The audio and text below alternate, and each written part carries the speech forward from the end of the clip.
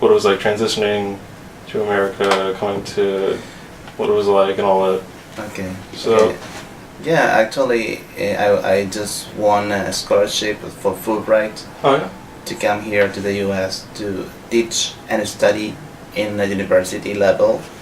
I'm originally an English professor in Venezuela. Okay. I have been teaching for 7 years in a university level. I just applied for a scholarship to come to the U.S. to teach in a university. Salve Regina was my first option. Okay.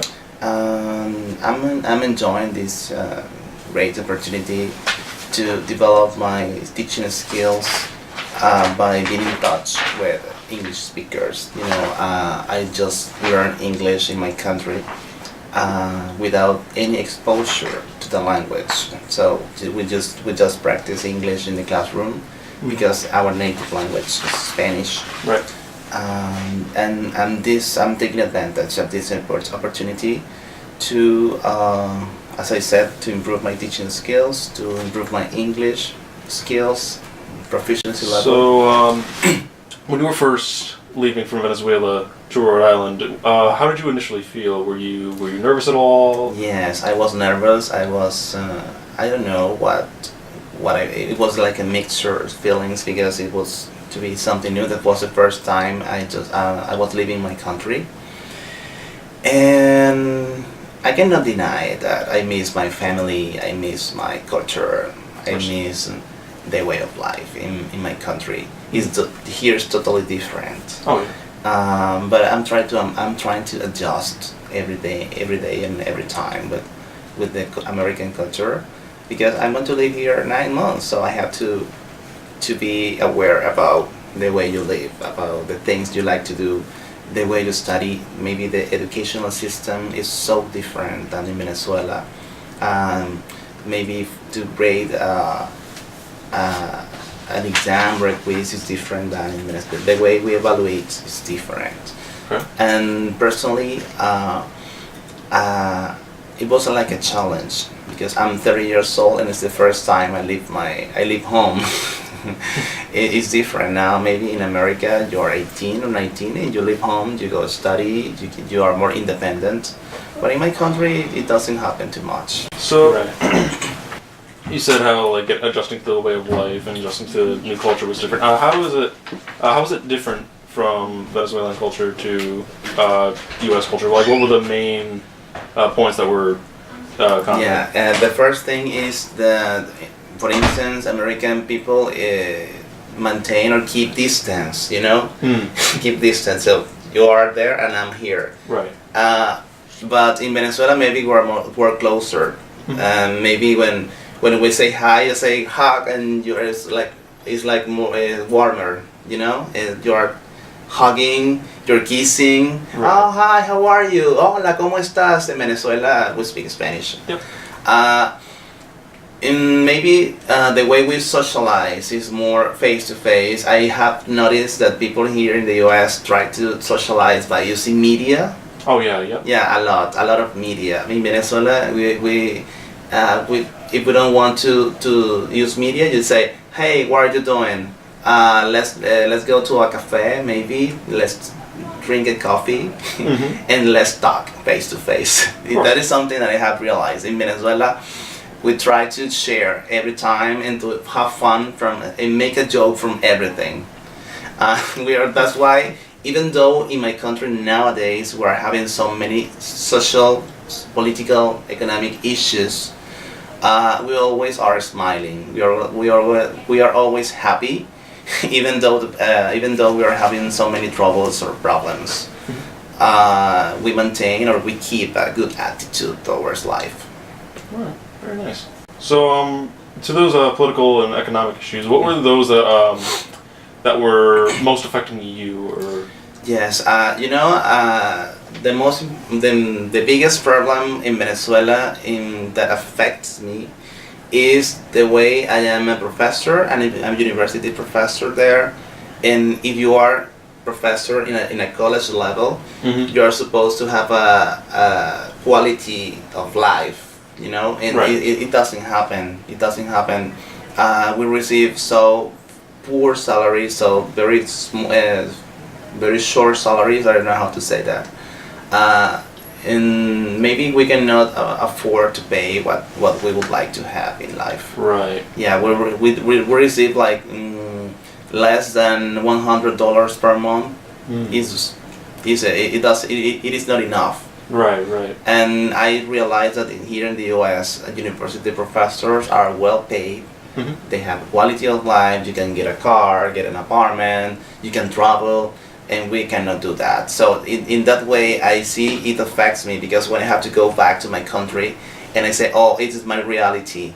My gosh, I would like to be to my job to be recognized as the word it really has.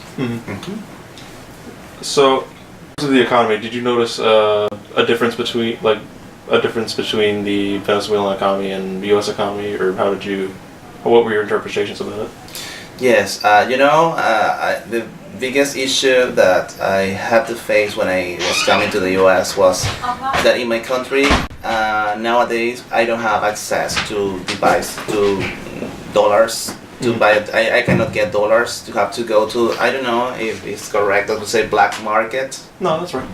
Yeah, to have to buy them to a high price. Oh yeah. Yeah, and it's so difficult for people who earn a salary to get dollars at that price.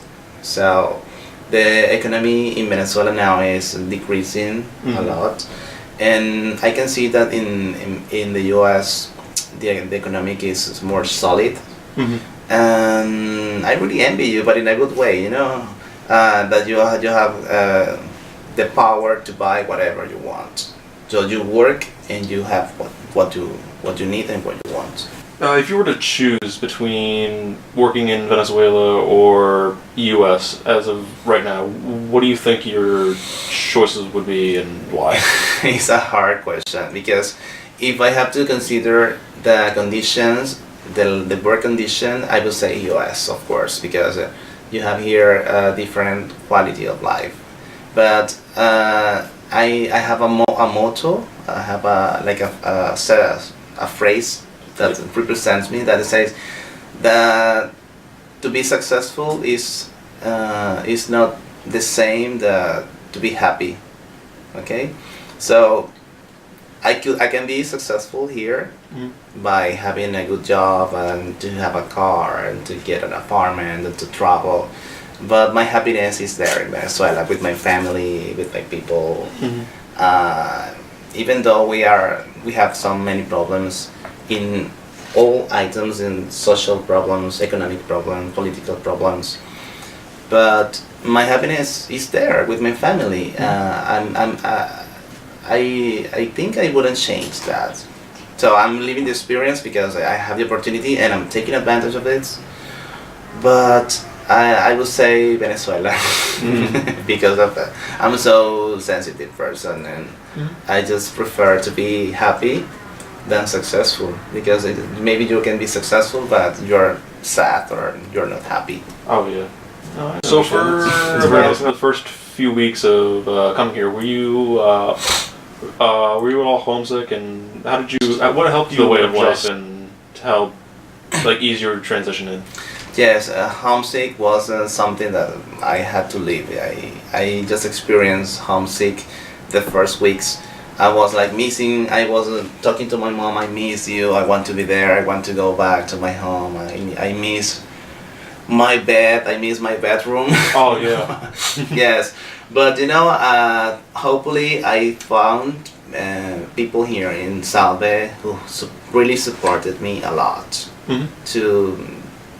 to adjust and to feel better, to feel like home. I met very nice people here that without any doubt they helped me to feel like home, to adjust, to feel better. And now I think I feel better than in the first weeks. Now I think we're gonna have 2 months living in Salve, and I'm enjoying. I'm trying to take advantage, because at the beginning I was sad or depressed a little bit, and I was not taking advantage of the opportunity that the government of the U.S. was giving me to improve my teaching skills. So maybe now I think my performance is better in the classroom when I teach and when I study, because I'm just taking a course related to social linguistics, as I said at the beginning. Right. And this is my field, and this is what I do in Venezuela. If I